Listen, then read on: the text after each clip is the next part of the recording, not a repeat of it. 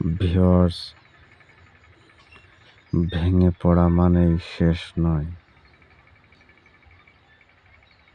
এই গাছটাও একদিন ঝড়ে ভেঙেছিল, কিন্তু আবার সেই ছাল বাকল থেকে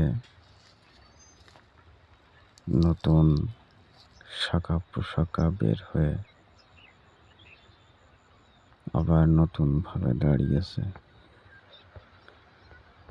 মানুষের জীবনেও ঠিকই এমনই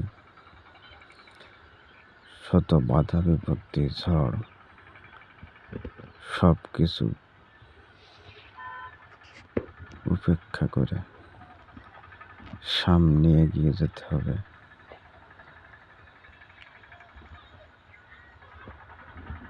জীবন চলার পথে এমন ঝড় আসতেই পারে, এর মানে থেমে যাওয়া নয়। আবার ঠিকই